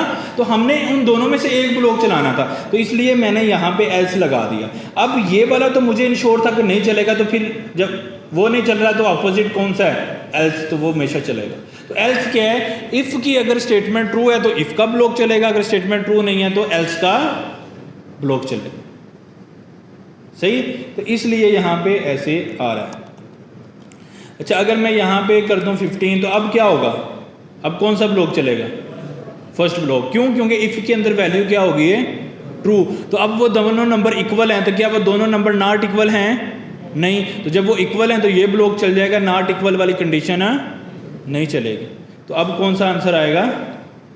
ऊपर वाला आंसर आएगा और नीचे वाला आंसर नहीं है, आर इक्वल। तो इफ एल्स में क्या हुआ, क्या सीखा कि इफ एल्स का मतलब क्या? इफ में अगर आंसर ट्रू आ रहा था तो इफ वाला ब्लॉक चलेगा, और अगर आंसर ट्रू नहीं आ रहा तो एल्स वाला ब्लॉक चलेगा। और मैंने इसकी लॉजिक बताई है कि हमने एल्स लगाया क्यों है, क्योंकि अगर हमने ऐसा सिनेरियो चेक करना है कि दो नंबर इक्वल हैं और फिर ये भी चेक करना है कि दो नंबर इक्वल नहीं है, फिर भी कुछ प्रिंट कराना है, तो फिर मुझे 2 दफ़ा कंडीशन चेक करने की लॉजिक नहीं बनती है। क्यों? क्योंकि अगर एक चीज़ इक्वल नहीं है तो ज़ाहिर सी बात है कि वो उससे अपोजिट है, लॉजिकल बात है ना, इससे अपोजिट है, इसलिए हम उसको दोबारा से इफ़ लगा के चेक नहीं करेंगे। सही हो गया? इफ़ सबको समझ आ गई?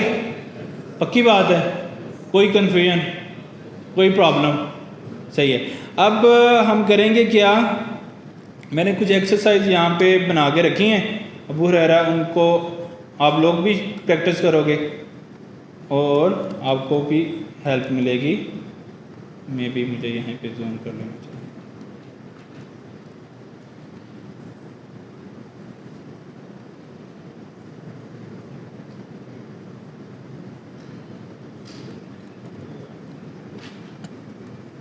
ये वाली एक्सरसाइज आप करोगे अभी।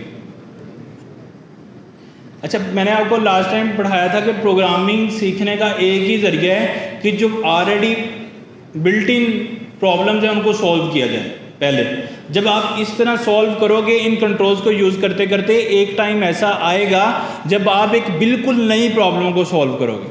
जैसे मैं कहता हूँ कि ये 2 नंबर है, उसको सम करो। अब ये एक एग्जिस्टिंग प्रॉब्लम है जो सबको आती है, उसको करेंगे तो हम एक ऐसी प्रॉब्लम करेंगे ना जो हमें नहीं आती है। तो अब यहाँ पे लेट्स सपोज एक नंबर जो है वो इवन ऑड फाइंड करना है, तो अब इवन ऑड फाइंड करने के लिए हमें क्या लॉजिक लगानी है, अगर वो आप करोगे तो फिर आप कल को एक ऐसी प्रॉब्लम भी सॉल्व कर पाओगे जो आपको नहीं आती है। इसी तरह आपने ये चेक करना है कि क्यूब कैसे फाइंड करते हैं, एरिया यानी कि विड्थ एंड हाइट अगर मैं आपको दूं तो आप उसका एरिया फाइंड कर सकते हो ना, कैसे? अगर विड्थ एंड हाइट को मल्टीप्लाई कर दे तो एरिया निकल आता है। इसी तरह क्यूब है, अगर तीनों वैल्यूज़ को अगर मल्टीप्लाई कर दें तो क्यूब की वैल्यू निकल आ जाएगी। उसके बाद अगर positive negative and zero check करना है, कोई नंबर पॉजिटिव है नेगेटिव है, वो कैसे चेक करते हैं? 0 से बड़ा है तो 0 से छोटा है तो, अगर 0 है तो 0 हो जाता है। तो हमने ये चेक, हमने 3 कंसोल प्रिंट कराने हैं। इफ़ अगर नंबर ग्रेटर देन 0 है तो कंसोल प्रिंट हो पॉजिटिव, अगर लेस देन 0 है तो क्या प्रिंट हो? नेगेटिव। अगर दोनों इक्वल हैं तो क्या प्रिंट हो? इक्वल टू, यानी कि 0 प्रिंट हो। इसी तरह आपने ये एज, अगर आपने ये चेक करना है कि अगर एज 18 से बड़ी है तो फिर आपने उसको प्रिंट कराना है कि you are eligible for voting या वोट। तो वो कैसे करेंगे? इफ़ अगर एज, यूज़र की जो भी एज है, ग्रेटर देन 18। और ये वाली तो सिंपल एक एक्सप्रेशन आपने सॉल्व करके देखना है इसका आंसर क्या आता है।